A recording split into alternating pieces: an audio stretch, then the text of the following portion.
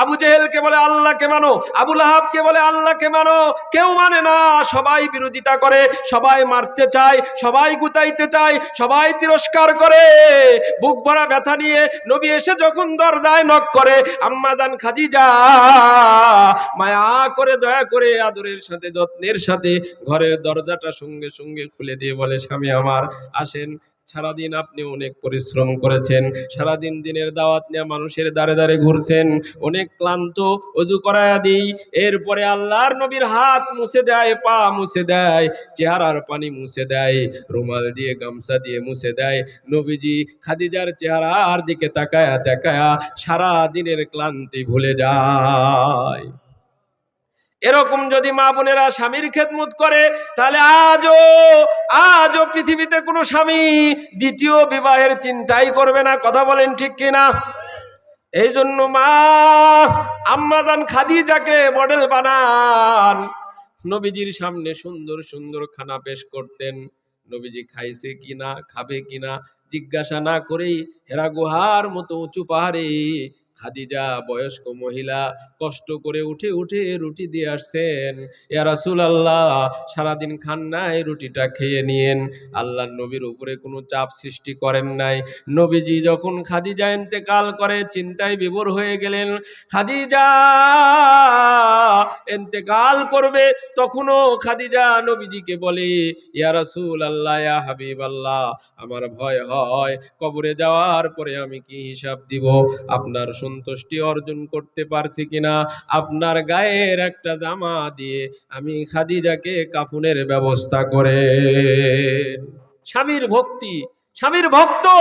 এই জন্য আম্মাজান খাদিজার মতো কোনো মহিলা পৃথিবীতে আর আসবে না।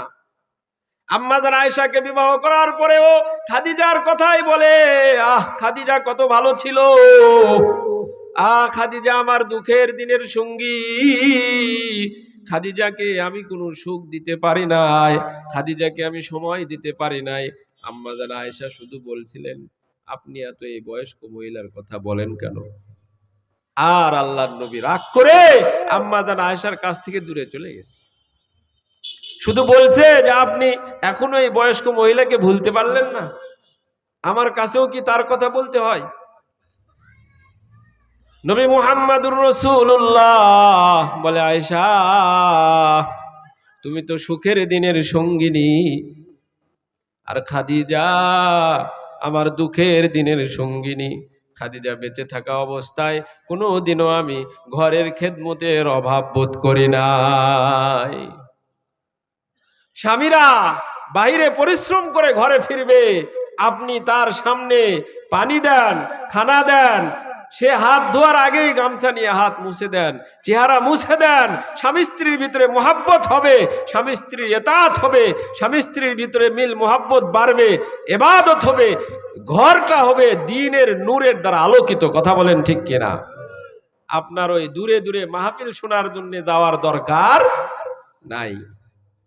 হ্যাঁ, যদি কোনো মাহরাম পুরুষ আপনার সাথে যায় যে আমি তোমাকে নিয়ে যাব, 3 দিন ওখানে থাকবো, থাকার নিরাপদ ব্যবস্থা আছে, তাহলে যেতে পারেন, তাছাড়া যাওয়ার অনুমতি নাই। তাও বর্তমান যুগে এই মাহফিলগুলি রাত্রের বেলা হওয়ার কারণে মহিলা যুবক যুবতী ছেলে মেয়েদের একটা ফিতনা দেখা যাচ্ছে। কথা বলেন ঠিক কিনা? মায়েরা ওয়াজ শোনার জন্য পর্দার ভিতরে ঢুকে যায়, বাপেরা বয়ান শোনার জন্য সামিয়ানার নিচে ঢুকে, ওইদিকে যুবক যুবতী রাস্তায় দেখা করে, এই নিয়ে গন্ডগোল মারামারি। কথা বলেন ঠিক কিনা? এই জন্য রাতের বেলা ওয়াজের নামে আরো এই ফিতনা ছড়াইতেছে বেশি। সুতরাং শুধু ওয়াজ শুনতে গেলেই যে আপনি জান্নাতে চলে যাবেন, এরকম একটা শব্দ কোরআন হাদিসে নাই নাই নাই। কথা বলেন ঠিক কিনা? আল্লাহ পাক এজন্য কসম খেয়েছেন, ওয়া মা খালাকাজ যাকারা ওয়াল উনসা ইন্না সা'য়াকুম লাশাত্তা। তোমাদের কাজ আলাদা, কর্মচিন্তা আলাদা, ব্যস্ততা আলাদা, দায়িত্ব আলাদা, কিন্তু রিজিক দিব আমি আল্লাহ তাআলা। তবে শুনে নাও ওই আমার বান্দা, যে বান্দা জান্নাতি হয়েছে, তার কিছু গুণ আমি এই সূরায় বর্ণনা করব। এজন্য কসম খাইলাম। কে সেই লোক? সেই লোক হলো আবু বকর সিদ্দিক রাদিয়াল্লাহু তাআলা আনহু। আল্লাহ তাআলা বলেন, ফাআম্মা মান আতা ওয়াত্তাকা ওয়া সাদ্দাকা বিল হুসনা ফাসানুয়াসসিরুহু লিল ইউসরা। আবু বকরের তিনটা গুণ আমি এখানে বর্ণনা করলাম। এক নাম্বার গুণ আত, আবু বকর হলো দানবীর। দুই নাম্বার গুণ হলো ওয়াত্তাকা, আবু বকর আল্লাহকে ভয় করে। তিন নাম্বার গুণ হলো সাদ্দাকা বিল হুসনা, ভালো কোনো কথা শুনলেই তাড়াতাড়ি বিশ্বাস করে। এই সাহাবীর নাম হলো আবু বকর। বলেন মারহাবা। আবু বকরের শানে এই তিনটা গুণ আল্লাহ বর্ণনা করলেন। নামাজের গুণ না, না, এক নাম্বার গুণ ফাআম্মা মান আতা, আবু বকর দানবীর, দান করে। ও মুসলমান ইমানদার, জাহান্নামের আগুন থেকে বাঁচার জন্য পাওয়ারফুল যদি কোনো আমল থাকে, পাওয়ারফুল শক্তিশালী যদি কোনো আমল থাকে, তাহলে সেই আমলটা কোরআন হাদিস দ্বারা প্রমাণিত।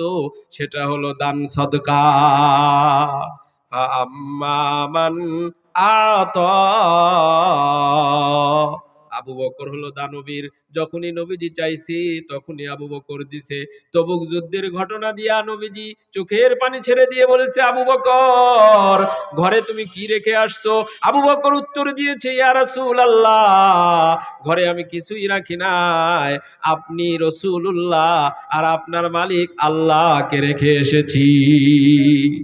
এজন্য আবু বকরের শানে আল্লাহ বলে, ফাআম্মা মান আতা, আবু বকর হলো দানবীর। ও মুসলমান ইমানদার, যে দান করে আল্লাহ পাক তাকে সম্পদ বাড়ায়া দেয়। মসজিদে অনেক মানুষ টাকা দিতেই থাকে, দিতেই থাকে। মাদ্রাসার হুজুররা চায় দিতেই থাকে। রমজানে চায় দেয়, কুরবানিতে চায় দেয়, আবার দান চায় দেয়, মাহফিলে চায় দেয়। এক মাহফিল, দুই মাহফিল, 40 মাহফিল, 50 মাহফিল, তারপরেও দেওয়া থামায় না। আসলে দেওয়ার তৌফিক দিতেছে কে? আরে যে দেয় তাকে দেয় আল্লাহ, যে দেয় না তাকে দেওয়ার চিন্তাও করে না আল্লাহ, কারণ সে তো ধরেই আছে, তাকে আর দিয়ে লাভ কি? এজন্য যে দান করে, যে টাকা পয়সার মালিক হতে চায়, সে দান করতেই থাকে। আবু বকর সিদ্দিক রাদিয়াল্লাহু তাআলা আনহু দান করতে করতে 13টা ব্যবসায়ী দোকান আল্লাহর রাস্তায় দান করে দিছে। আবু বকর সিদ্দিক রাদিয়াল্লাহু তাআলা আনহু সম্পর্কে আল্লাহর নবী বোঝানোর জন্য ফজরের নামাজের পরে মুসল্লিদের দিকে হয়ে জিজ্ঞাসা করেছেন, এমন কোন ব্যক্তি আসনি আজকে যে ব্যক্তি রাতের বেলা দাঁড়ায়া দাঁড়ায়া আল্লাহর কালাম নফল নামাজে তেলাওয়াত করেছে? আবু বকর দাঁড়ায়া বলে, হুজুর আমি রাতের বেলা তেলাওয়াত করে নামাজ পড়েছি। আল্লাহর নবী আবার বললেন, আজকে সকালে কে রোজা রেখেছে? এমন কোন লোক আছে নাকি? আবু বকর দাঁড়ায়া বলে, আমি রোজা রেখেছি। আল্লাহর নবী বলেন, এমন কোন লোক আছে নাকি যে একজন এতিমকে দান করেছে? আবু বকর দাঁড়ায়া বলে, আমি আছি। আল্লাহর নবী বলেন, এমন কোন লোক আছে নাকি যে জানাজায় শরীক হয়েছে? আবু বকর দাঁড়ায়া বলে, আমি আছি। আল্লাহর নবী বলে, কাফনে শরীক হয়েছে, দাফনেও শরীক হয়েছে, এমন কেউ আছে নাকি? আবু বকর দাঁড়ায়া বলে, আমি আছি। মুহাদ্দিসিনে কেরাম বলে, আল্লাহর নবী সকল সাহাবীদের ভিতরে আবু বকরকে আলাদা করার জন্য বারবার এভাবে বলতেছে। আর আল্লাহর নবীও জানে 100টা আমলের কথাও যদি বলি, সব আমল দেখা যাবে আবু বকরের ভিতরে। বলেন সুবহানাল্লাহ। এটাই আল্লাহ বলেছেন, ফাআম্মা মান আতা ওয়াত্তাকা ওয়া সাদ্দাকা বিল হুসনা ফাসানুয়াসসিরুহু লিল ইউসরা। এজন্য আমি আল্লাহ তার জন্য সকল কাজ সহজ করে দিলাম। ফাসানুয়াসসিরুহু লিল ইউসরা, যে ইবাদত করলে জান্নাতে যাওয়া যায়, সেই ইবাদতই আবু বকরের জন্য সহজ। অন্য কোন সাহাবী করতে পারে নাই। কারণ কি? কারণ আল্লাহর দেওয়া এটা বিশেষ নিয়ামত আবু বকরের জন্য, যে আমি তার জন্য সব আমল সহজ করে দিলাম। কিন্তু পরক্ষণে আল্লাহ বলে, আরেকটা লোকের কথা শুনে যাও, আরেকটা লোকের কথা শুনে যাও। কে সেই লোক? ওয়া আম্মা মাম বাখিলা ওয়াস্তাগনা ওয়া কাজ্জাবা বিল হুসনা। এরও 3টা গুণ আছে। এর পরবর্তী লোকের কথা আল্লাহ বলতেছেন কয়টা গুণ? তিনটা। 1 নাম্বার বখিল, এই লোকটা হলো বখিল, কৃপণ কার্পণ্য করে।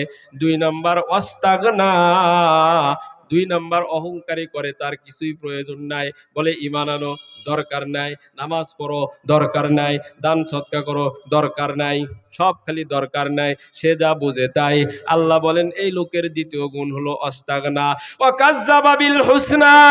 তৃতীয় নাম্বার গুণ হলো ভালো কথা বললেই বলে এগুলা মিথ্যা, এগুলোর দরকার নাই। একেবারে বিপরীত আবু বকরের 3টা গুণ, যখনই আল্লাহর নবী চায় তখনই দান করে। আর এই লোকের গুণ হলো বখিল। হুজুরেরা চাইলেই পায়, হুজুররা চায়া খায়।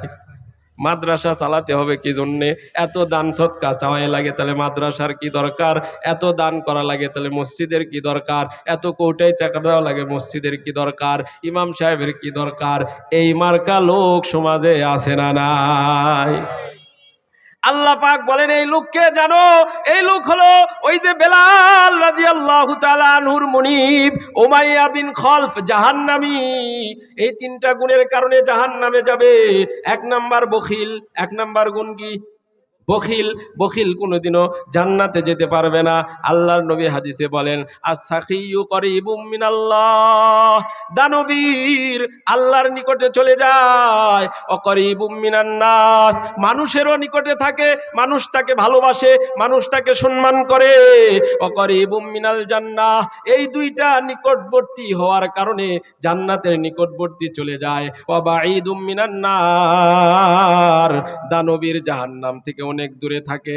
আর এর এগেইনস্টে যে গুণওয়ালা ওই ব্যক্তির সম্পর্কে আল্লাহর নবী হাদিসে বলেন অল বখিলু বাঈদুম মিনাল্লাহ, দান করে না, আটকায় রাখে, বখিল, প্রয়োজন মিটায় না, স্ত্রীর প্রয়োজন মিটায় না, বাচ্চা কাচ্চার প্রয়োজন মিটায় না, খাবার চার খাইতে দেয় না, ও এত খাইলে হবে, বখিল বাঈদুম মিনাল্লাহ, এই বখিল আল্লাহ থেকে দূরে, বাঈদুম মিনান নাস, সমাজ থেকেও দূরে, বাঈদুম মিনাল জান্নাহ, জান্নাত থেকেও দূরে, করিবুম মিনান নার, জাহান্নামের নিকটে। বলেন নাউজুবিল্লাহ।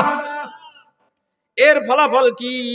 আল্লাহ কয় এর ফলাফল হলো ওয়া আম্মা মান বাখিলা ওয়াস্তাগনা ওয়া কাজ্জাবা বিল হুসনা ফাসানুয়াসসিরুহু লিল উসরা।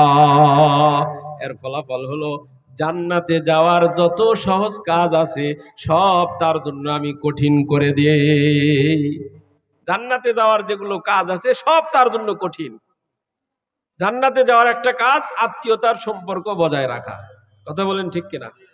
এই বখিল কুরবানির গোশত আত্মীয় দেয় না, দিলে শেষ হয়ে যাবে, আমি খাবো কি? কুরবানির গোশত আত্মীয়রে দিবে না, অথচ কুরবানির গোশত আত্মীয়রে দিলে আত্মীয় খুশি হবে কিনা? এটা করতে পারবে না, কারণ আল্লাহ কোরআনে ঘোষণা দিয়েছে ওর জন্য এটা আমি কঠিন করে দিব। ওই চিন্তা করবে এই গোশত যদি দেই তাহলে আমি খাবো কি, আমার ছেলে খাবে কি? আবার যারা মিসকিন আসে, এতিম আসে, মাত্র 1টা 2টা গোশত দিলেই চলে যায়, অথচ ওদেরকে দেয় না। যাও যাও, গোশত নাই, ফ্রিজে জমা করে রাখছে, দিতে পারবে না, কারণ আল্লাহ পাক তার জন্য কঠিন করে ফেলাইছে আমল। এরপরে চিন্তা করে যে ঠিক আছে ঈদগাহ মাদ্রাসায় যখন রমজান মাস আসবে তখন কিছু দেবনি। রমজান মাস যখন আসে তখন চিন্তা করে না এখন দেওয়া যাবে না, হাত খারাপ, একটু পরেই দেই, কুরবানি ঈদের সময় দেওয়া হবে। কি দিবে কি দিবে? ওই যে কুরবানি গরুর চামড়া, কুরবানি গরুর চামড়া, এটা তো এতিমদেরই হক। কারণ এটাও চিন্তা করে এটা কিভাবে দেওয়া যায়, কার হাতের দিলে ঠিক মতো আদায় হয়, কার হাতের দিলে না হয়, ওই চিন্তাই চামড়া পচে শেষ। হুজুররা একবার এসে ঘুরে গেছে, ওই চামড়া নেওয়ার আর কি নাই, লোকই নাই। কারণ ভালো কাজ আল্লাহ পাক তার জন্য সবসময় কি করে দিবে? কঠিন করে দিবে। ভালো কাজ তার সামনে আল্লাহ পাক সহজ করে নিয়ে আসবে না। এজন্য মুসলমান ইমানদার এবাদত তো করবই, এবাদতের সাথে সাথে আমরা আমাদের যে দানের হাত, মসজিদের কোটায় টাকা দিই, মসজিদের ইমাম সাহেবের বেতন দেই, মাদ্রাসার এতিমখানায় দান করি, এগুলো অবশ্যই আমরা চালু রাখবো। আবু বকর সিদ্দিক রাদিয়াল্লাহু তাআলা আনহুর সাথে ইনশাআল্লাহ দানবীররা জান্নাতে যাবে। বলেন সুবহানাল্লাহ। এই দান করার মতো পাওয়ারফুল ইবাদত আর পৃথিবীর বুকে নাই। তিরমিজি শরীফে আসছে, বুখারী শরীফে আসছে, ইন্নামা সাদাকা লা তুতফিউন নার, সাদকা এমন এক আমল যেটা জাহান্নামের আগুনকে নিভায়া দেয়।